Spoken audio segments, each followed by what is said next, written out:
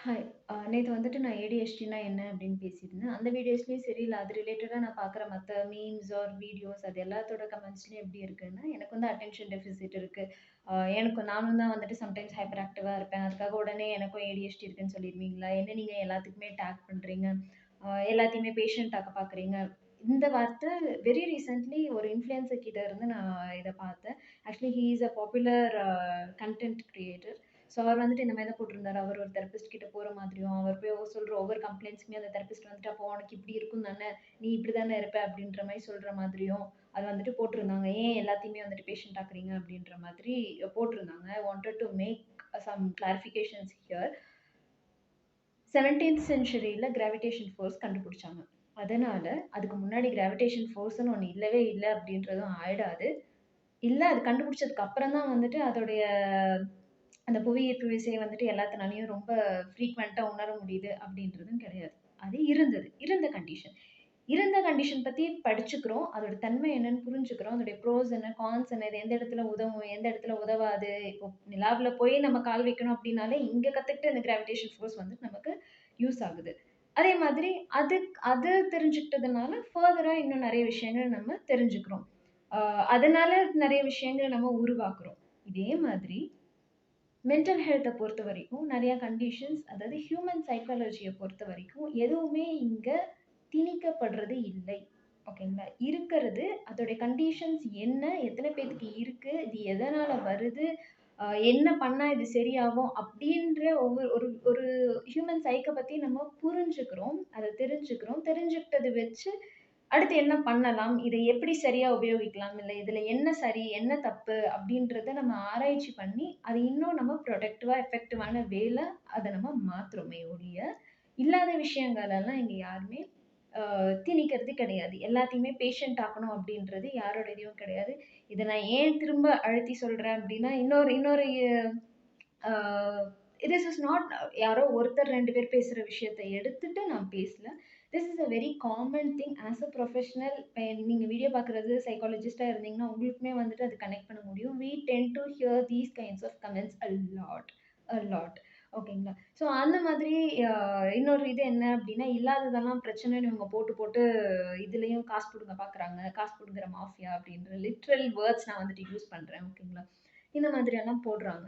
So இது என்ன ஆகுது அப்டின்னா, இப்போ எனக்கு வந்துட்டு இப்ப நான் ஒரு வொர்க் பண்ணிட்டு இருக்கேன் இப்போ ஓகேவா? இந்த வொர்க் பண்ணும்போது ஐ தாட் இந்த விஷயங்கள் என் மைண்ட்ல போனதுனால, ஓகே டக்குனு ஒரு வீடியோ பண்ணலாம் அப்டின்னு சொல்லி நான் வந்துட்டு டிஸ்ட்ராக்ட் ஆயிட்டேன். இப்டி டிஸ்ட்ராக்ட் ஆயிட்டனால எனக்கு உடனே ஏடிடி அதாவது அட்டென்ஷன் டெஃபிசிட் டிஸார்டர் இருக்கு அப்டின்னு என்னால கிளைம் பண்ணிக்க முடியாது. அதே மாதிரி எங்க கிட்ட வர ஒரு கிளையண்ட்டையும், "ஓ! உங்களுக்கு இந்த இதுல இப்டி இருந்ததா? அதனால உங்களுக்கு இந்த ப்ராப்ளம் இருக்கு போங்க" அப்டின்னு நம்ம வந்துட்டு அனுப்புறது கிடையாது. வி சி பெர்சிஸ்டென்ட்டா, பெர்வேசிவா அதாவது irrespective to the place and situation இந்த இது வந்துட்டு it's more like a inability ஓகேங்களா? எனக்கு அட்டென்ஷன் பே பண்ணணும் அப்படின்னு நான் நெனச்சாலும், என்னுடைய நர்வ்ஸும், என்னுடைய பிரெயின் ஆர்கனும் அதுக்கு வந்துட்டு சப்போர்ட் பண்ணாது. ஓகேங்களா? இதுதான் கண்டிஷன். இப்ப எனக்கு ஆப்ஷன்ஸ் இருக்கு. அந்த டைம்ல நான் வந்துட்டு ஐ அம் கெட்டிங் டிஸ்ட்ராக்டட். என்னுடைய இதுல வந்துட்டு என்னுடைய இன்ட்ரெஸ்ட் இல்ல. அதனால ஐ அம் கெட்டிங் டிஸ்ட்ராக்டட் அப்படின்னு வர்றது எல்லாமே வந்துட்டு அட்டென்ஷன் டெஃபிசிட்டா கண்டிப்பா இருக்காது. அதே மாதிரி தான் ஹைப்பர் ஆக்டிவ். நான் வந்துட்டு துருதுருன்னு இருக்கிறேன். எப்பவுமே நான் வந்துட்டு வேலைய இழுத்து போட்டு செஞ்சுருவேன். நான் வந்துட்டு சுறுசுறுப்பா இருக்கேன். என்ன சுறுசுறுப்பா இருந்தாலே ஹைப்பர் ஆக்டிவா அப்படின்னு கேட்பாங்க. கண்டிப்பா அப்படி கிடையாது. இதனால ஒரே இடத்துலயோ அதாவது 2ம் ஐ மீன் இப்போ நீங்க படிக்கிற இடத்துல இருக்கிறீங்க, இல்ல வேலை பார்க்குற இடத்துல இருக்கிறீங்க, வீட்ல இருக்கீங்க அப்படிங்கும்போது குறைஞ்சு 2 இடத்துலயோ இல்ல 2க்கும் மேற்பட்ட இடத்துலயோ இதனால அன்றாட வாழ்க்கையில பாதிப்புகள் இருக்கு. சிக்னிஃபிகன்ட்டா அது தன்னாலயே உணர முடியும். தன்னை சுத்தி இருக்கிறவங்கனாலயும் அத வந்துட்டு நோட்டீஸ் பண்ண முடியும். ஓகேங்களா? அந்த அளவுக்கு சிக்னிஃபிகன்ட்டா இருக்கும்போது தான் அத வந்துட்டு நம்ம ஒரு விஷயமா எடுத்து அத நம்ம டீல் பண்றோம். So it is not like ஒருத்தர் வந்தாலே இங்க எங்களுக்கு கிளையண்ட் வேணும், ஒரு பேஷண்ட் வேணும் அப்படின்றதுனால இல்லாத விஷயங்கள் எல்லாம் இருக்கு அப்படின்னு எந்த மென்டல் ஹெல்த் ப்ரொஃபஷனலுமே சொல்ல மாட்டாங்க. ஏன்னு கேட்கிறீங்களா? அந்த மாரி பிரச்சனையோட ஒருத்தரும் வரமாட்டாங்க. சிக்னிஃபிகன்ட்டா ப்ராப்ளம் இருந்தாலே நெறைய பேர் வரதில்ல. அதனால தான் இந்த மாதிரி அவேர்னஸ் வீடியோஸ் எல்லாம் நாங்க கிரியேட் பண்றோம். இப்போ எங்க வொர்க் பண்ணாலும் அந்த இடத்துல மென்டல் ஹெல்த் பத்தி நெறைய பேசுறது. எங்கனால எந்த அளவுக்கு பஸ்ல வரும்போது நான் நெறைய என்கிட்ட யாராவது பேச்சு குடுத்து நான் சைக்காலஜிஸ்ட்ன்னு நான் சொன்னதுக்கப்புறம், அவங்க வந்துட்டு ஏதாவது கொஸ்டின்ஸ் கேட்டாங்கன்னா, அந்த பர்ட்டிகுலர் ஒரு 5 டூ 10 மினிட்ஸ் தான் அந்த மீட்டிங்கே இருக்கும். அந்த மீட்டிங்ல என்னால எந்த அளவுக்கு ஒரு அவேர்னஸ் கிரியேட் பண்ண முடியுமோ, அந்த அளவுக்கு நான் இது பண்ணுவேன். அப்படிதான் நிலைமைகள் இருக்கு. இங்க வந்துட்டு யாரும் எனக்கு இந்த இடத்துல எனக்கு இங்க வலிக்குது, இல்ல இந்த இடத்துல எனக்கு சின்னதா ஒரு கொப்பளம் வந்திருக்கு, போய் பாருங்க அப்படின்னு பார்க்குற மாதிரி மென்டல் ஹெல்த் ப்ரொஃபஷனல்ஸ யாரும் வந்து பார்க்கறது கிடையாது. ஓகேங்களா? ஸோ அப்படி இருக்கிற சிச்சுவேஷன்ஸ்ல நம்ம வந்துட்டு வி ஆர் டேக்கிங் அம் இத இத வச்சு தான் ஒரு பெரிய கும்பலே நகர்ற மாதிரி நம்ம போடுற கமெண்ட்ஸ். ஏன் இத நான் சொல்றேன் அப்படின்னா, it is hindering others to take proper support. Okay. அப்ப இது பெரிய விஷயம் இல்ல போல. அவங்களுக்கு அது சிக்னிஃபிகன்ட் ப்ராப்ளமா இருந்திருக்கும். ஓகேங்களா? Not everyone coming up like that. அந்த இதுலயும் இந்த மாதிரி suppose it is usual right? நம்ம வந்து கமெண்ட்ஸ் பார்க்குறது அந்த மாதிரி. அப்படியெல்லாம் பார்க்கும்போது ஓகே ஃபைன். அப்ப இது எல்லாத்துக்குமே இருக்கு. அப்ப எனக்கும் இருக்கு.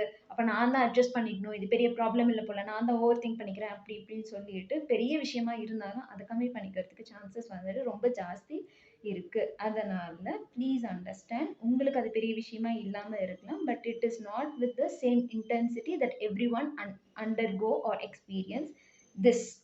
ஸோ யாருக்கு நிஜமா ஹெல்ப் தேவைப்படுதோ ப்ளீஸ் டேக் த ஹெல்ப். ஓகேங்களா? ஸோ ஐ திங்க் எனக்கு எந்த விஷயங்களெல்லாம் இந்த மாதிரி சொல்லணும் அப்படின்னு தோணுதோ நான் டக்குன்னு வீடியோ பண்ணிட்டு இருக்கேன். தேங்க்ஸ் ஃபார் வாட்சிங் அண்ட் உங்களுக்கு ஏதாவது டவுட்ஸ் இருக்கு, இல்ல நீங்க மென்டல் ஹெல்த் பத்தி ஏதாவது மித் நீங்க கேள்விப்பட்டிருக்கிறீங்க, அதோட உண்மை தன்மையை தெரிஞ்சுக்கணும் அப்படின்னு நினைக்கிறீங்க அப்படின்னா ப்ளீஸ் லெட் மீ நோ. எனக்கு டிஎம் பண்ணாலும் ஓகே, இல்ல காமெண்ட் பண்ணாலும் okay. Please let me no.